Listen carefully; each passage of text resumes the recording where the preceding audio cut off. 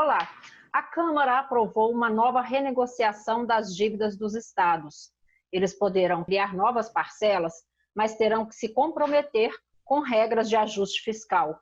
O relator da proposta, deputado Mauro Benevides Filho, do PDT do Ceará, explica o que mudou nesta edição do Palavra Aberta. Olá, deputado, bem-vindo ao Palavra Aberta. Bom, eu quero agradecer a oportunidade de poder, mais uma vez, conversar com tantos brasileiros e brasileiras que estão acompanhando essa recomposição do país. E esse último PLP 101, ele realmente é um indício muito forte de que isso é possível de ser alcançado.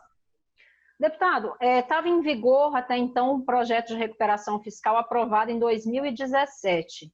Por que a necessidade agora de uma nova negociação e modificação nesse plano? O que deu errado e o que mudou agora, deputado? Vamos lá.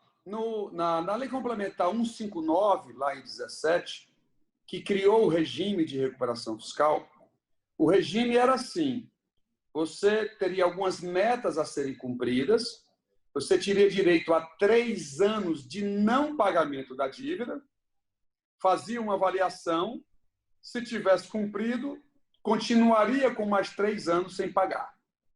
E, obviamente, com exigências que teriam que ser implementadas. Não deu certo. Por que não deu certo? Por 2 razões. Primeiro, fazer a avaliação somente com 3 anos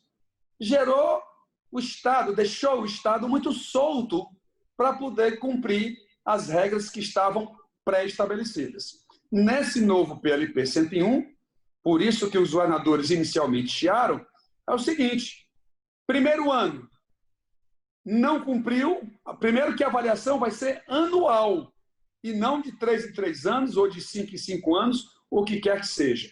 Primeiro ano não cumpriu, 10% de multa sobre o estoque da sua dívida. Segundo ano não cumpriu, fora do regime. Ou seja, os governadores ou prefeitos, se algum entrar, terão que obrigatoriamente estar muito alerta para cumprir no mínimo, as 7 exigências que estão lá estabelecidas. Agora, e o segundo ponto. Sim, pode continuar, deputado. Segundo ponto, para a gente responder um pouco a sua pergunta inicial. O não pagamento da dívida se dava durante 6 anos. Era impossível, depois de 6 anos sem pagar a dívida, no 7º ano você pagar ela integral.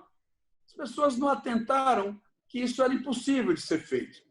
Para quem é do ramo, como eu, o que é que nós... E o deputado Pedro Paulo, que trouxe o Plano Mansueto antigamente no 149 e reapresentou agora no 101, o que é que nós fizemos lá? No primeiro ano, tudo bem, ele passa sem pagar. Enquanto ele se organiza, ele toma as medidas, mas, a partir do segundo ano, 11% da dívida, 22%, 33%.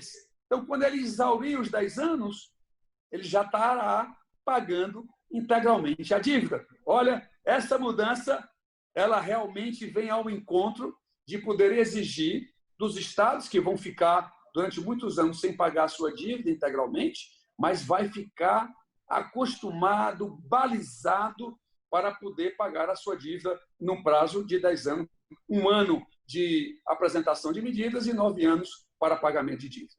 Agora, deputado, um questionamento que a gente ouve muito das pessoas, assim, do cidadão comum, né? Alguns estados são endividados e ficam fazendo rolagem de dívida, e outros estados que estão com a economia mais organizada acabam, vamos dizer assim, no popular, pagando o pato. É isso que está acontecendo, deputado? Como é que o senhor responde a essa crítica?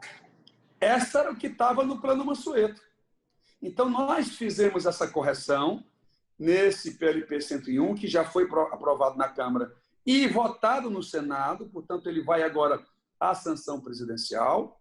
Isso significa que, lá nessa nova versão que nós relatamos, os estados A e B, CAPAG A e B, ou seja, com capacidade de pagamento A e B, que são os estados melhores estruturados em todo o país, que originariamente não tinham nenhum benefício, ou seja, a meritocracia não estava sendo exercida do Plano Mansueto, nós inserimos duas medidas positivas para estimular esses estados e servir de exemplo para os outros estados que, porventura, buscarem o seu rigor fiscal, que foi permitir uma ampliação de suas novas operações de crédito, que é muito importante, e também nós combinamos com o Ministério da Economia a suspensão, durante um ano, do pagamento das agências multilaterais. Isso gerou um ânimo muito grande e facilitou a aprovação no plenário, porque se a gente fosse votar somente com algumas bancadas de Rio de Janeiro, Minas Gerais e Rio Grande do Sul, ia dar problema.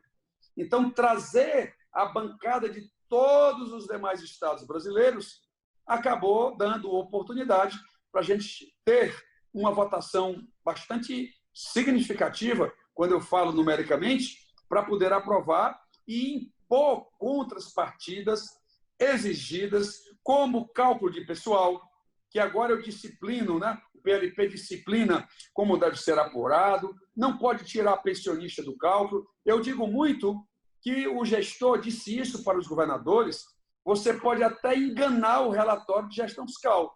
Você tira pensionista, o percentual fica pequeno, mas você não engana a Caixa. No final do mês, você tem que pagar. Portanto, não é inteligente você fazer esse procedimento. Então, eu trago para dentro, para a apuração desse gasto com o pessoal, que é o maior componente de despesa dos estados brasileiros, diferentemente da União, que é a dívida. Então, ou a gente disciplina isso, ou então ele não teria o seu efeito. Outro ponto, também rapidamente, a LRF, no seu artigo 42, diz assim: no último ano de governo, nos últimos 8 meses, os contratos que você assinar, ou você os executa, ou deixa a Caixa correspondente. Essa exigência eu estou fazendo já para o 3º ano. Porque se deixar tudo para o 4º ano, não dá certo, mais uma vez.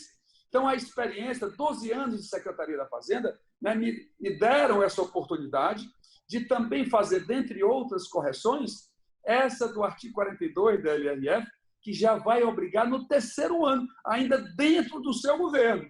O que foi assinado no 3º ano, ou você os executa, ou deixa a Caixa correspondente para o 4º ano. E no 4º ano... O senhor criou aí um seguro para evitar que a ruptura, a mudança de governo leve a mais dívidas, né, deputado? Exatamente, para que o próximo governante não pegue um estado ou um município totalmente desestruturado, que é o que tem acontecido ao longo do período. Deputado, infelizmente, nosso tempo está chegando ao fim. O tema é bastante extenso, a gente precisaria ficar bastante tempo mais conversando sobre o tema, mas agradeço a sua participação e espero que o senhor esteja conosco em outras oportunidades para dar mais detalhes. Bom, estamos juntos, o Brasil vai mudar, os estados terão uma melhor gestão e a Câmara dos Deputados dá realmente um exemplo para o Brasil de que quer fazer essas correções. Muito obrigado. Obrigada, deputado. Nós chegamos ao fim desta edição do Palavra Aberta. Eu conversei com o deputado Mauro Benevides Filho, do PDT do Ceará. Obrigada por sua audiência e até a próxima edição.